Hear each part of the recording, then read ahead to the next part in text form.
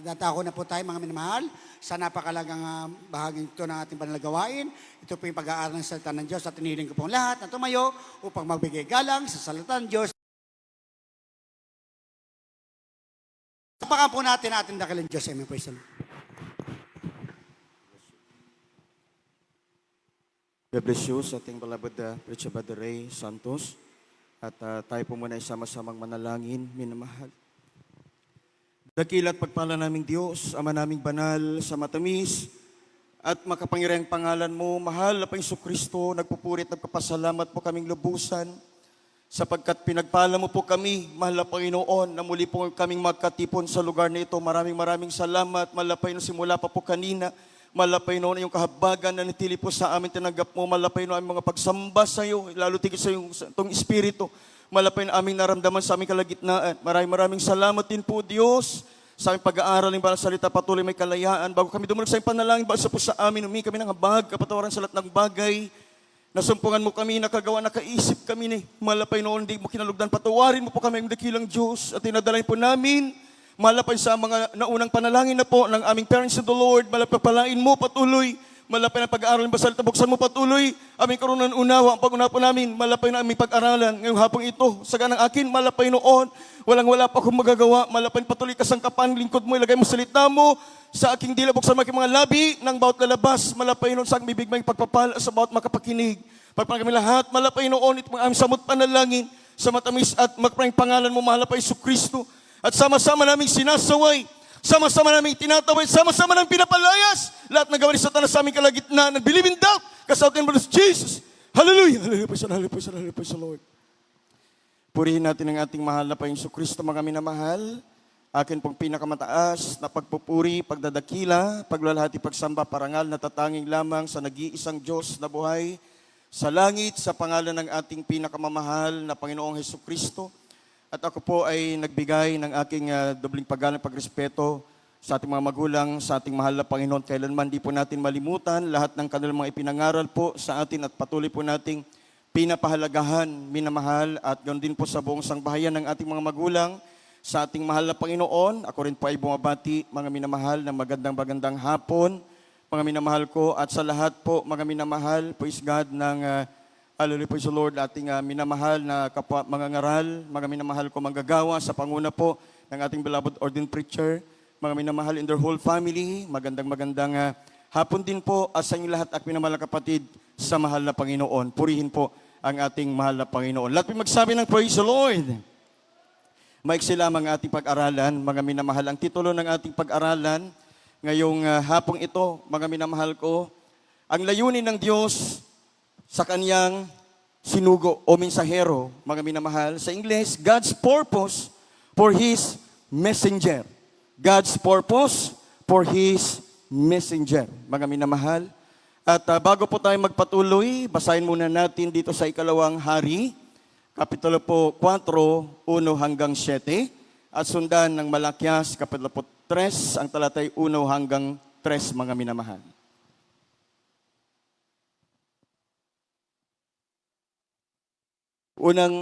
Ikalawang Hari, Kapitulo po 4, 1 hanggang 7 po. Sa Ikalawang Hari, 4, 1 hanggang... Unawain po nating mabuti, mga minamahal, yung atin pong babasahin, minamahal ko. Makinig po kayo mainam. Hanggang 5. 7 po. Sumigaw nga kay Eliseo ang isang babae na isa sa mga asawa ng mga anak ng mga propeta na nagsasabi, ang iyong lingkod na aking asawa ay patay na at iyong talastas na iyong lingkod ay natakot sa Panginoon.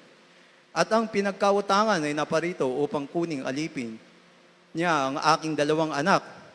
At sinabi ni Eliseo sa kanya, anong gagawin ko sa iyo? Saysayin mo sa akin. Anong meron ka sa bahay? At sinabi niya, ang iyong lingkod ay walang anumang bagay sa bahay liban sa isang palayok na langis. Nang magkagayoy sinabi niya, ikaw, yung manghiram ka ng mga sisidlan na sa labas sa lahat ng iyong mga kapitbahay. Sa makatwid, bagay ng mga walang laman na sisidlan, huwag kang manghiram ng kaunti. At ikaw ay papasok at ikaw ang iyong mga anak ay magsasara ng pintuan at iyong bubuhos ang langis sa lahat ng sisidlan ni Yaon at iyong itatabi ang mga puno. Sa gayoy, nilisan siya at siya ang kanyang mga anak ay nagsara ng pintuan. Kanilang dinala ang mga sisidlan sa kanya at kanyang pinagbuhusan. Amen. 6, mga minamahal. Hanggang 7 po yan. Sa 6 at 7 po. At nangyari nang mapuno ang mga sisidlan ng kanyang sinabi sa kanyang anak, dalhan mo pa ako ng isang sisidlan. At sinabi niya sa kanya, wala pang sisidlan. At ang langis ay tumigil. Na magkagayoy, naparoon siya at kanyang sinaysay sa lalaki ng Diyos. At kanyang sinabi, ikaw ay yumaon, ipagbili mo ang langis at bayaran mo ang iyong utang at mabuhay ka at ang iyong mga anak sa nanalabi. Amen. Alapakan natin ang ating mahal na Panginoong Jesucristo, mga minamahal. Lahat po'y magsabi ng Praise the Lord. Praise God, mainit talaga, minamahal. Amen? Mainit. Lahat po'y magsabi ng Praise the Lord.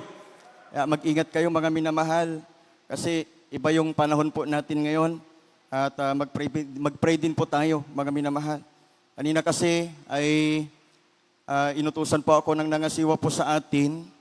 At nag-commute lang po ako, mga minamahal, dahil inaalala ko kapag nagdala ako ng sasakyan, yung parking minsan, nahirapan po ako. Kaya nag-commute lang at kaya medyo na-late po ako. At sobrang init talaga, mga minamahal. Sa labas, hanggang ngayon, nanginginig pa rin yung aking pakiramdam. Sa madaling sabi, mag-ingat tayo sa panahon ngayon, mga minamahal. Hindi na po biro ang kapanahunan po natin. At magsabi ng amen. Balikan po natin yung ating pinag-aaralan, mga minamahal. At nandyan naman po sa ating monitor. Sa ikalawang hari, 4:1 hanggang 7, nandyan po yung istorya, mga minamahal ko, na yung isang asawa, mga minamahal ko, ng propeta, mga minamahal na namatay, mga minamahal, ay nagkaroon ng pagkakautang. Sa madaling sabi, may malaki siyang problema, mga minamahal ko, na ilinapit niya kay Eliseo na lingkod ng Diyos, usugan ng Diyos, uminsahero ng Diyos, mga minamahal. At pinagsabi ng amen, may malaki siyang pinagkakautangan na yung pinagkakautangan niya, kinukuha yung dalawang niyang anak para maging alipin, pangbayad doon sa kanilang utang, mga minamahal ko. At magsabi ng amen. Yun yung problema nung babaeng bao, mga minamahal. Ngayon, mga minamahal, yun yung iniyak niya kay Eliseo, nasugo ng Diyos, mga minamahal ko. Ngayon, ang sabi ng mensahero ng Diyos, usugo ng Diyos, manghiram ka ng mga lalagyan sa inyong mga kapitbahay. Manghiram ka at hindi ka kaunti ang hiramin mo, sabi ng mensahero ng Diyos, mga minamahal. At magsabi ng amen. Nakasunod po tayo, mga minamahal. Yun yung paraan na ibinigay ng Diyos sa pamagitan ng kanyang mensahero na kanyang gagawin, mga minamahal, para malutas yung kanyang problema. At magsabi ng amen. Sa madaling sabi, itong babaeng bao na may napakalaking problema kasi kukuhanin yung dalawa niyang anak, mga minamahal, kapag hindi siya makabayad. Kaya nga siya umiyak doon sa mensahero ng Diyos kung ano yung kanyang gagawin. Sa madaling sabi, sumunod siya doon sa mensahero ng Diyos. Dati magsabi ng Praise the Lord. Ang ginawa niya, pumunta siya sa kanyang mga kapitbahay. Dahil sa kanyang pagsunod, nang hiram siya ng mga lalagyan. Mga minamahal ko. Sapagkat nung tinanong siya kung anong meron na lang sa kanya, sinabi niya, isang bote ng langis na lang yung meron sa kanya, mga minamahal, kaysa pinahiram ng mga lalagyan. Ngayon, pumasok ka sa iyong kwarto, isara mo ang pinto kasama ang iyong dalawang anak, at yung mga nahiram mo na lalagyan ay salinan mo ng langis, sabi ng mensahero ng Diyos. At magsabi ng amen. Sa madaling sabi, sumunod pa rin siya, mga minamahal. Pero kulang yung kanyang pagsunod. Maya-maya, mga minamahal, makikita natin kung saan ang kulang. Kasi mga minamahal ko, habang linalagyan nila, ulitin niyo ulit basahin, mga minamahal, sa inyong bahay. Habang nilalagyan nila yung mga lalagyan ng langis, ayon sa utos ng mensahero ng Diyos, mga minamahal, yung mga walang laman na lalagyan, habang nilalagyan nila, mga minamahal, yung isang buti lang ng langis yung meron sila, pero lahat ng kanilang mga nahiram, mga minamahal ko, ay napupuno. At magsabi ng amen. At nung naubos, yung mga hiniram nila, na sisidlan ng langis, sisidlan, mga minamahal, nung naubos iyon, huminto na rin yung langis, mga minamahal. Sa madaling sabi, naputol na, mga minamahal. At magsabi ng amen. Ngayon, mga minamahal, bumalik sila kay Eliseo. Ang sabi ni Eliseo, ipagbili ninyo ang mga langis. At upang maipambayad ka sa iyong pinagkakautangan. At yung nalabi ay siya ninyong gagastusin ng iyong mga sa inyong gugugulin para sa inyong ikabubuhay ng iyong mga anak. Sabi ng mensahero ng Diyos, mga minamahal. Sa madaling sabi, mga minamahal ko, dahil hindi sila lubusang sumunod sa mensahero ng Diyos, ano po ang nangyari po sa kanya? Maaring kakaunti. Yung nalabi po sa kanila na kanilang pinagbilhan. Lahat yung sabi ng amen? Dahil hindi po marami yung kanilang hiningi. Hindi kompleto yung kanilang pagsunod. Lahat yung magsabi ng amen. Pero, kapag kompleto lamang sana yung kanilang pagsunod, marami ang nalabi para sa kanila na kanilang ikabubuhay sa nalipang panahon ng kanilang buhay. Palakpakan po natin ang ating mahal na Panginoong Jesucristo. Lahat yung magsabi ng Praise the Lord. Ngayon, mga minamahal, hindi sa panahon natin ngayon, napakapalad natin. Kasi hindi tayo kagaya ng panahon, mga minamahal, ng babaeng baon na ito, na merong mensahero ng Diyos na isa. Dati magsabi ng amen, si Eliseo. Dati magsabi ng Praise the Lord. Sa panahon natin ngayon, mga minamahal ko, bukod sa mensahero ng Diyos na kanyang ipinadala sa amin, meron din po siyang Espiritu ng Diyos na siya rin pong nangungusap sa atin para hindi lamang kakaunti ang pagpapala na atin pong makakamit. Ang ibig ng Diyos, mga minamahal, siksik, liglig, umaapaw na pagpapala ang ipagkakaloob ng Diyos sa atin. Palapakan muna natin ang ating mahal na Panginoong Jesucristo. Kasi mga minamahal, yung panahon ng babaeng bao, mga minamahal ko, praise God, nung naubos yung kanyang lalagyan dahil sa kanyang hindi lubusang pagsunod, mga minamahal ko, naputol na rin yung pagdaloy o pagbuhos ng langis. Lahat yung magsabi ng Praise the Lord. Praise God. Kaya sa panahon natin ngayon, gusto ng malapay noon, mga minamahal, dire-diretso. Yung biyaya ng Diyos, yung pagpapala ng Diyos. Gusto ng Diyos, mga minamahal, tayong lahat ay pagpapalain ng mahal na Panginoon. Palakpakan natin ang ating mahal na Panginoon. Gusto ng Diyos, mga minamahal, tayong lahat ay gagamitin ng mahal na Panginoon. Gusto ng mahal na Panginoon, mga minamahal, hindi 1, 2, 3, 4, 5, 10 lamang ang gagamitin ng Diyos. Lalo na ngayon, ang itatayo natin o itatayo ng mahal na Panginoon, mga minamahal ko na bahay panambahan, hindi po biro yan, mga minamahal.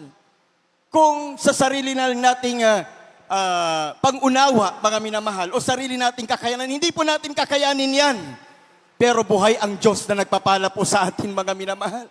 Buhay ang Diyos na nagpapala po sa atin na kaya niyang ibigay yung kakailanganin natin para sa nakita na po nating plano para sa ating chapel. Lahat may magsabi ng Praise the Lord. Yung lupa nga natin, napaka-imposible kung saganang atin lang. Pero ang Diyos na pinaglilingkuran po natin sa Kanya, wala pong imposible. Sino ang gagamitin ng Diyos, mga minamahal? Hindi 1 hanggang 10 hanggang 20 lang na kanyang mga minamahal na mga anak. Kundi tayong lahat, gusto ng Diyos, pagpapalain ng ating mahal na Panginoong Jesucristo. Palapakan natin ang ating mahal na Panginoong Jesucristo. At magsabi ng Praise the Lord. Basahin po natin mga minamahal, Malakias 3, 1 hanggang 3, at ang huling versikulo po natin. Malakias 3, ang talata po ay 4, minamahal.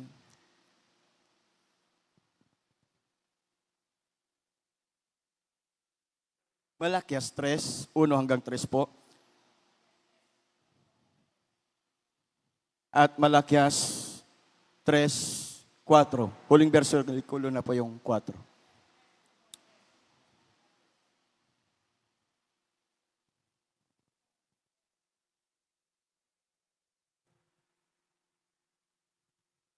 Tres, uno. Quat, ah? 3:1 hanggang 3 po. Malakias, 3, 1 hanggang 3. Narito ang aking sinusugo, aking sugo, at siya'y maghahanda ng daan sa harap ko. At ang Panginoon ng inyong hinahanap ay biglang paroroon sa kanyang templo.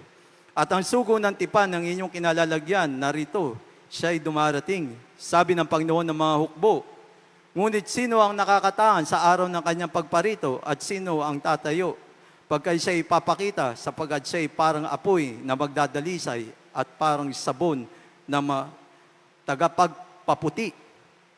At siya'y mauupong gaya ng mangingintab at mga dalisay ng pilak at kanyang dadalisayin ang mga anak ni Levi at ng kanyang pakikinising parang ginto at pilak at sila'y mga handog sa Panginoon ng mga handog sa katwiran. Amen.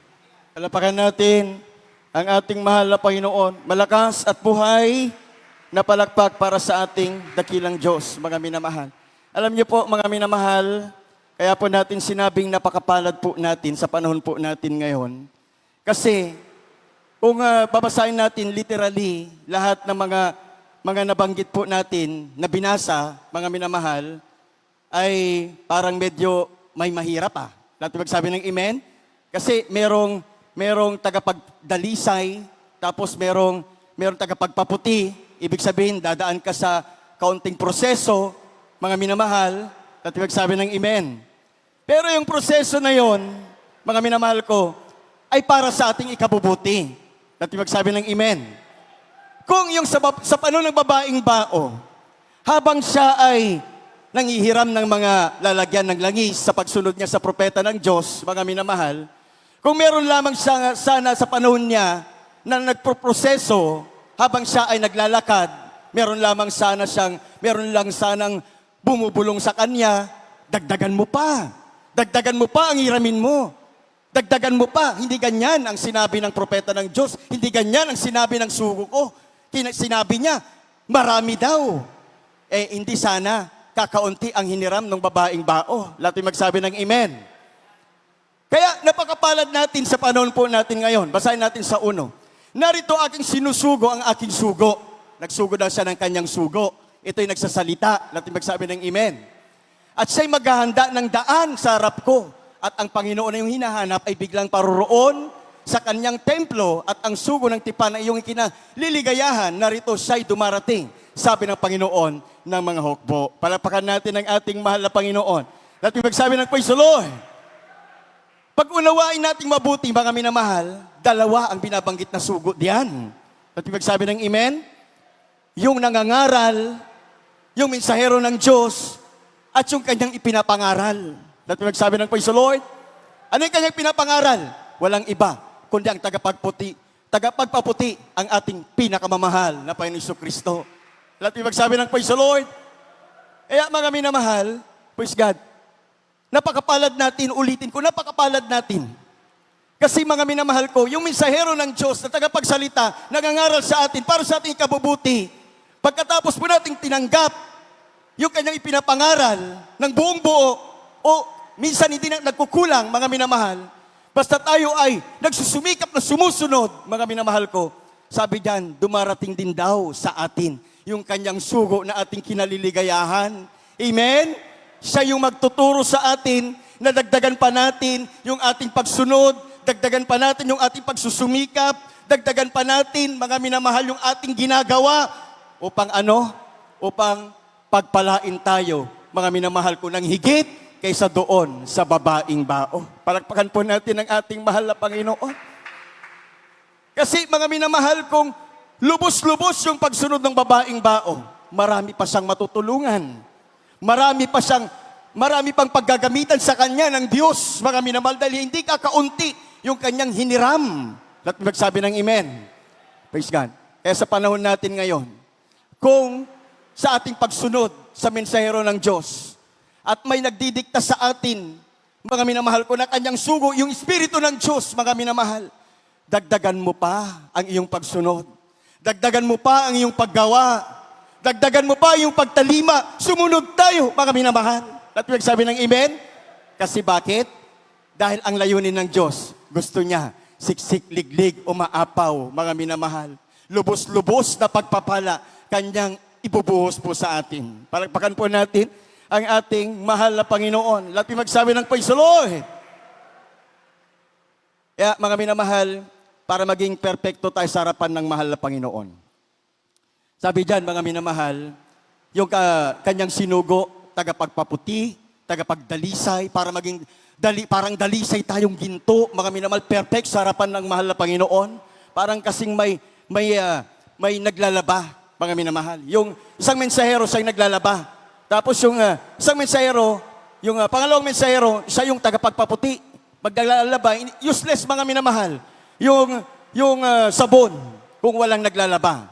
At magsabi ng amen, kung walang gumagawa, walang nangangaral, useless, mga minamahal ko. Useless din, mga minamahal ko, yung tagapangaral, kung wala rin po yung tagapagpaputi, yung sabon, mga minamahal ko. At magsabi ng amen, kaya teamwork, mga minamahal ko, yung mga mensahero ng ating mahal na Panginoon. Palagpakan po natin ang ating mahal na Panginoon. Sa madaling sabi, yung ipinagkaloob na mensahero ng Diyos sa ating kapanahunan, mga minamahal, ay malaking pagpapala po sa ating kapanahunan upang mas lalo po tayong pagpalain ng ating pinakamamahal na Panginoon Kristo. Malakas at buhay na palakpak para sa ating mahal na Panginoon. Lahat magsabi ng amen? Praise God. Kaya huwag tayong magtaka, mga minamahal, kung bakit tayo pinagpapala. Marami sa atin. Sa katunayan, halos lahat tayo, mga minamahal. Lahat magsabi ng amen? Huwag tayong magtaka kung bakit tayo pinagpapala ng malapay. At napakalayo na yung ating kalagayan sa panahon natin ngayon kaysa kalagayan natin nung mga nakaraan, mga minamahal. Sa anong dahilan?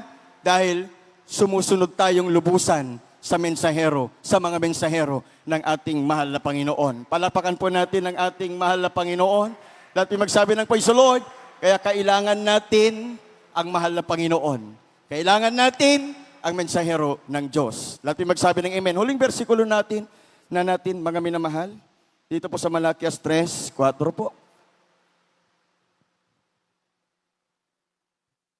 Sa aklat ng Malakias 3:4. Kung magkagayoy, ang handog ng Juda at ng Jerusalem ay magiging kalugod-lugod sa Panginoon, gaya ng mga araw ng una at gaya ng mga taon ng nauna. Amen. Amen. Palagpakan natin ang ating mahal na Panginoon. Natin magsabi ng praise the Lord.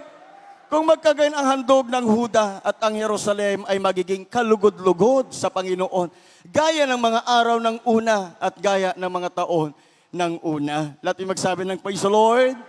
Mga minamahal ko, kaya tayo nagsasamba, kaya tayo ay narito sa ating pagtitipon para sa harapan ng mahal na Panginoon ay maging kalugod-lugod tayo.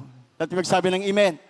Maging kaaya-aya sa harapan ng mahal na Panginoon habang nagtataas tayo ng ating mga kamay, habang sumasayaw, sinasayawan natin ang mahal na Panginoon, habang inaawitan natin ang Diyos, mga minamahal, at pawis na pawis, pagod na pagod tayo sa pagsasagawa nito, mga minamahal ko, hindi po masasayang. Lahat yung magsabi ng praise the Lord, kasi nagpapasakop po tayo doon sa layunin ng Diyos na kanyang mga mensahero. Lahat yung magsabi ng praise the Lord, praise God. Sumusunod tayo, mga minamahal. Kaya, kapag naratnan tayo ng Diyos, nakalugod-lugod sa harapan niya, mga minamahal, ang biyaya naman ng Diyos, mga minamahal. Ayon sa kanyang pangako, kanya pong ibubuhos po sa atin. Lahat yung magsabi ng amen. Kanyang ibubuhos sa atin, ipinangako, at ginawa na yan ng Diyos, mga minamahal. Sino ba yung Huda sa panahon natin ngayon? Yung Jerusalem. Tayo, mga minamahal ko, tayo yung bayan ng Diyos. Lahat yung magsabi ng amen. Walang ibang hangarin ng Diyos, kundi sa harapan niya, maging kalugod-lugod po tayo habang tayo ay sumasamba sa Kanya. Palapakan po natin ang ating mahal na Panginoon. Lahat yung magsabi ng praise the Lord. Praise God. Noong tayo po, mga minamahal, ay pinag-usapan ng mahal na Panginoon. Maganda na po ang mga awit ng mahal na Panginoon. Kailangan kita, Panginoon, awitin po natin. Nung pinag-usapan po tayo ng mahal na Panginoon, na magkaroon po tayo ng bagong chapel, magkaroon po tayo ng lupa, mga minamahal. 100%. Wala na po akong duda noon, mga minamahal. Kasi, mga minamahal ko, nakikita natin yan sa pagkilos ng mahal na Panginoon sa ating kalagitnaan. At magsabi ng praise the Lord. At alam niyo po, mga minamahal, napakabuti ng Diyos.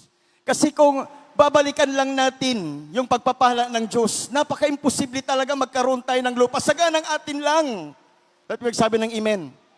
Pero walang imposible sa ating pinakamamahal na Panginoon. Yung plano na ipinakita po sa atin, mga minamahal ko, yung plano, saganang atin, sarili nating kakayanan upang unawa, parang napakahirap mangyari. Napaka-imposibleng mangyari, mga minamahal. Pero ang proseso ng Diyos, mga minamahal ko, praise God, bagamat sa una mahirap. Pero sumunod lang tayo ng sumunod. Gumawa lang tayo ng gumawa, mga minamahal. Sa hinaharap, makikita ulit natin yung resulta. Kaya tayo nagkaroon ng lupa. Kasi hindi tayo umatras. Dumaan tayo sa mga pagsubok, mga konting discouragement, mga minamahal. Pero nagpatuloy tayo. Gumawa pa rin tayo at sumunod. Nagkaroon tayo ng lupa.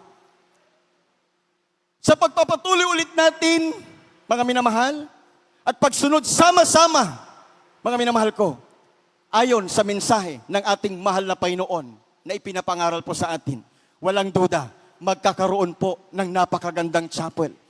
Ang Baliwag City Outreach, mga minamahal. Hindi na ganito na habang tayo ay nakikinig ng Word of God, nagpupuri, umaagos yung ating pawis. Habang kami nangangaral dito, ito, tagaktak, basang-basa ang aming mga barong, mga minamahal sa sobrang init. Hindi na kagaya ng ganito kasi sumusunod tayo sa ating mahal na Panginoon. Nagsusumikap tayo. Bagamat mahirap, mga minamahal, sinusunod natin yung bulong ng mahal na Panginoon sa atin. Awitan na po natin ang ating mahal na Panginoon. Mga awit, dito na po kayo, mga minamahal. Kailangan kita, mahal na Panginoon. Wala tayong ibang kailangan, mga minamahal. Hindi naman po natin, mga minamahal ko, hindi papasok sa atin yung mensahe ng Espiritu ng Diyos, mga minamahal. Kung hindi po natin pakikinggan at susundin ng lubos, mga minamahal, yung mensahe na ipinapangaral ng kanyang mensahero. At magsabi ng amen. Praise God. Kaya narito po, mga minamahal, yung ating napag-aralan, yung solusyon para lubusan po tayong pagpapalain ng ating mahal na Panginoon. Praise God. Hindi sapat ang sapat na, mga minamahal. Hindi tama na ang meron na tayo. Gusto ng mahal na Panginoon, dagdagan pa yung pagpapala na meron po tayo ngayon, mga minamahal. Kailangan kita, mahal na Panginoon. Kailangan kita, Panginoon. Awitan po natin ng Diyos, mga minamahal.